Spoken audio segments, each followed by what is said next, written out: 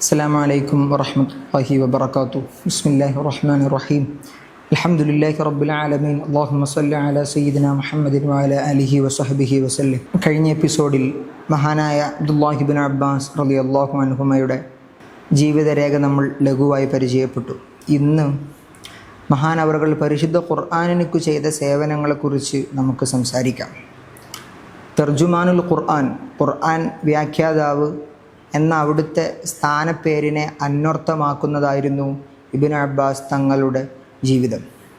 ഓരോ ദിവസവും അവിടുത്തെ വീട്ടുപടിക്കൽ അറിവ് തേടിയെത്തുന്നവരുടെ ബാഹുല്യം എത്രമാത്രം ഉണ്ടായിരുന്നു എന്ന് അവിടുത്തെ ശിഷ്യനായ അബൂ സ്വാലിഹ് റളിയല്ലാഹു അൻഹു വിവരിക്കുന്നുണ്ട്.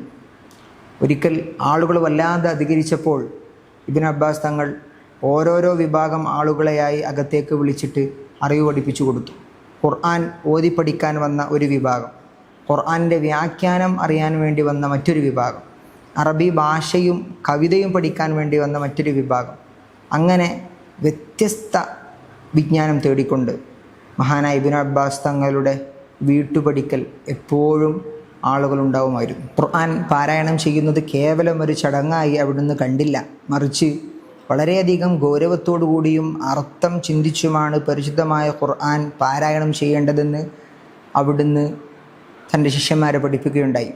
ഒരിക്കൽ അവിടുന്ന് പറഞ്ഞു, ലഅൻ അഖറഅ സൂറത്തൻ ഉറത്തിലുഹ അഹബ്ബു ഇലയ്യ മിൻ അൻ അഖറഅ അൽ ഖുർആന കുല്ലഹ്. ഒരു സൂറത്ത് അർത്ഥം ആലോചിച്ച് ആശയത്തെക്കുറിച്ച് ചിന്തിച്ച് പാരായണം ചെയ്യുന്നതാണ് ഖുർആൻ പരിപൂർണമായി ഓതി തീർക്കുന്നതിനേക്കാൾ എനിക്കിഷ്ടമെന്ന്. ഒരിക്കൽ ഖുർആൻ വളരെ വേഗത്തിൽ ഓതി തീർത്ത ഒരാളോട് അവിടുന്ന് പറഞ്ഞു, നീ നിൻ്റെ കാതുകൾക്ക് ശ്രവിക്കാനും നിൻ്റെ ഹൃദയത്തിന് ഗ്രഹിക്കാനും പറ്റുന്ന രൂപത്തിൽ ഖുർആനിനെ ഓതുക എന്ന്. നബി സല്ലല്ലാഹു അലൈഹി വസല്ലമ തങ്ങൾക്ക് വഹി ഇറങ്ങുമ്പോൾ അവിടുന്ന് സഹിച്ചിരുന്ന പ്രയാസങ്ങളെക്കുറിച്ച് അവർ ശിഷ്യന്മാർക്ക് പറഞ്ഞു കൊടുക്കുമായിരുന്നു. ലാ തുഹരിക് ബിഹി ലിസാനക് എന്ന ആയത്ത് അവതീർണമാകുമ്പോൾ നബി സല്ലല്ലാഹു അലൈഹി വസല്ലമ തങ്ങൾ എങ്ങനെയായിരുന്നു ചുണ്ടുകൾ ചലിപ്പിച്ചിരുന്നത് എന്നവിടുന്ന് ശിഷ്യന്മാർക്ക് പറഞ്ഞു കൊടുക്കുകയാണ്. ഇത്രമാത്രം കൃത്യതയോടുകൂടിയും സൂക്ഷ്മതയോടുകൂടിയും പരിശുദ്ധമായ ഖുർആനിനെ സമീപിച്ചവർ വിരളമായിരുന്നു. പരിശുദ്ധമായ ഖുർആനിൻ്റെ ആശയം ഗ്രഹിക്കാതെ കേവലം വരികൾ മാത്രം മനഃപ്പാടമാക്കുന്നതിനെ അവിടുന്ന് ഭയപ്പെട്ടിരുന്നു. ഒരിക്കൽ തൻ്റെ ആശങ്ക അവിടുന്ന് ഉമർ ഇബ്നു ഖത്താബ് റളിയല്ലാഹു അൻഹുമായി പങ്കുവെക്കുന്നുണ്ട്. അവിടുന്ന് പറഞ്ഞു, പരിശുദ്ധമായ ഖുർആൻ നമ്മൾക്കിടയിൽ അവതീർണമാവുകയും നമ്മളതിൻ്റെ ആശയവും അർത്ഥവുമൊക്കെ മനസ്സിലാക്കുകയും ചെയ്തു. എന്നാൽ കാലം കഴിഞ്ഞു കിടക്കുമ്പോൾ വരുന്ന ജനങ്ങൾക്ക് ഒരുപക്ഷെ ഖുർആൻ മനഃപ്പാടമാക്കാൻ, വരികൾ മനഃപ്പാടമാക്കാൻ കഴിഞ്ഞാലും അർത്ഥം ഗ്രഹിക്കാൻ അവർക്ക് സാധിച്ചിട്ടില്ലെങ്കിൽ അതവർക്കിടയിൽ അഭിപ്രായ വ്യത്യാസങ്ങൾക്കും കുഴപ്പങ്ങൾക്കും കാരണമായി തീരും. അക്കാര്യത്തിൽ ആളുകൾ സൂക്ഷ്മത പാലിക്കണം എന്നവിടുന്ന് പറയുകയാണ്. അവിടുന്ന് നിരന്തരമായി തൻ്റെ ശിഷ്യന്മാരോട് വസിയത്ത് ചെയ്യും, ഇത്തഖിദ് കിതാബല്ലാഹി ഇമാമൻ വർള ബിഹി ഹക്കമൻ വ ഖാദിയ. പരിശുദ്ധമായ ഖുർആനിനെ നിങ്ങൾ നിങ്ങളുടെ നേതാവായിട്ട് മാറ്റുക, അതിനെ നിങ്ങൾ നിങ്ങളുടെ വിധികർത്താവായിട്ടും ഖാദിയായിട്ടും തൃപ്തിപ്പെടുക എന്ന്. ഇന്ന് നാം കാണുന്ന മിക്ക തഫ്സീറുകളുടെയും അവലംബം ബഹുമാനപ്പെട്ട ഇബ്നു അബ്ബാസ് റളിയല്ലാഹു അൻഹു കൈമാറി തന്ന അറിവുകളാണ്.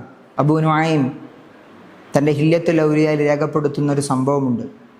ഒരിക്കൽ ഒരാൾ ബഹുമാനപ്പെട്ട ഇബ്നു അബ്ബാസ് തങ്ങൾ അൽ ബഖറ സൂറത്ത് പാരായണം ചെയ്തുകൊണ്ട് അത് വ്യാഖ്യാനം ചെയ്തു കൊടുക്കുന്നത് കണ്ട് പറയുകയുണ്ടായി, എന്തൊരു മനോഹരമായ വിശദീകരണമാണിത്, ഇത് റോമാക്കാരോ പേർഷ്യക്കാരോ കേട്ടിരുന്നെങ്കിൽ അവർ ഇസ്ലാം സ്വീകരിക്കുമായിരുന്നു എന്ന്. തനിക്ക് അറിവില്ലാത്ത കാര്യങ്ങളിൽ അള്ളാഹുവാണ് ഏറ്റവും അറിയുന്നവൻ എന്ന് പറയാൻ ഒട്ടും മടി കാണിക്കാത്ത ആളായിരുന്നു ഇബ്നു അബ്ബാസ് തങ്ങൾ. അള്ളാഹുവിൻ്റെ കിതാബിനെക്കുറിച്ച് തെറ്റായ വിവരങ്ങൾ പ്രചരിക്കുന്നതിന് അവിടുന്ന് അത്രമാത്രം ഭയപ്പെട്ടിരുന്നു. നബി സല്ലല്ലാഹു അലൈഹി വസല്ലമ തങ്ങളുടെ പ്രാർത്ഥന കാരണമായി അറിവിൻ്റെ കടലായി മാറിയ ആ മഹാമനീഷിയുടെ ബറക്കത്തുകൊണ്ട് അള്ളാഹു സുബ്ഹാനഹു വ തആല നമുക്ക് വിജയം നൽകുമാറാകട്ടെ. ആമീൻ ബിറഹ്മതിക യാ അർഹമർ റഹീമീൻ. അസ്സലാമു അലൈക്കും വറഹ്മത്തുള്ളാഹി വബറകാതുഹു.